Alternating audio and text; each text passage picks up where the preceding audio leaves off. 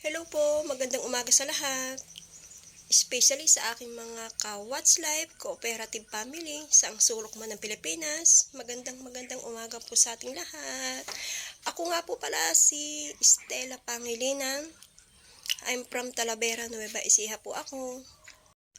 Alam naman po natin pagka Nueva Ecija, no? Talagang ang aming pinagkukunan ng pangkabuhayan is pagsasaka, di po ba? Pagsasaka at pagtatanim ng gulay. At syempre, ito ipeplex ko sa inyo yung aking lugar. Yan, di po ba?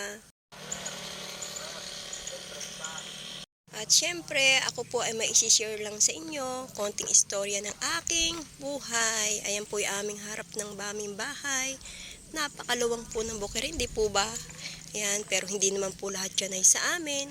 At yan lamang po ang sa amin. Ayan, yun nasa tapat ng poste na yan. Ayan, along the highway. Ayan, harap lamang po ng bahay namin. At syempre, at hindi naman po talaga kaila na pagka isa kang magsasaka, talagang ang pagsasaka po ay napakalaking puhunan sa bawat isang pagtatanim. Kaya napakalaking bagay po para sa amin na magsasaka.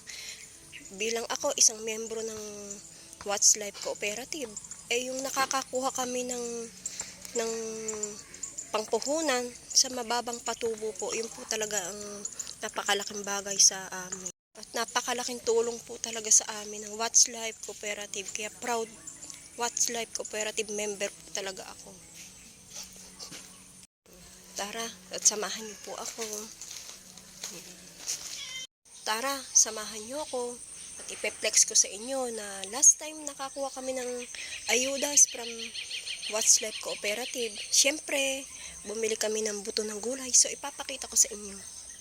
Ito lang po yan sa likod bahay namin. Ayan lang po siya. Ang dami niyang baby. Oh. Ang dami niyang baby. Yan. Ipapakita ko sa inyo. Ayan. Ganito lang ang buhay dito sa probinsya. Napakasimple. Pero, masarap mabuhay dito kasi maraming libre.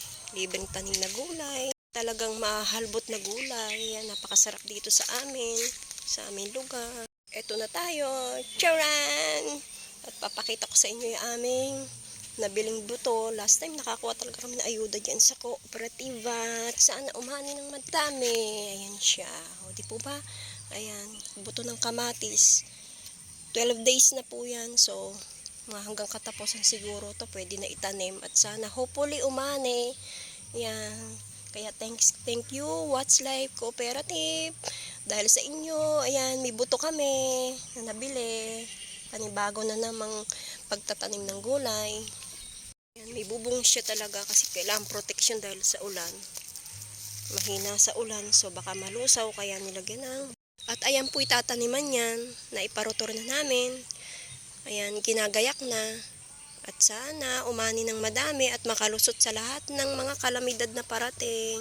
Yan ang permis kalaban ng isang magsasaka. Ayan siya. O, di po ba?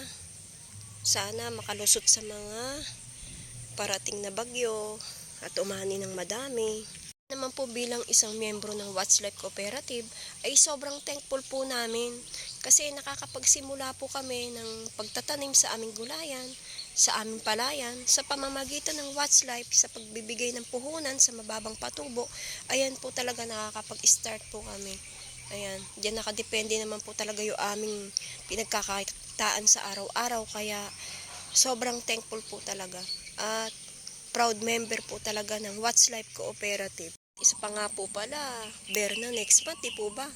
Nangangamoy na yung Pasko. Every Christmas, hindi naman nawawala ng pa-food package ang What's Life Cooperative. Kaya ang bawat hapagkainan, hindi po talaga mawawala ng hain sa Media ni Noche at sa Noche Buena.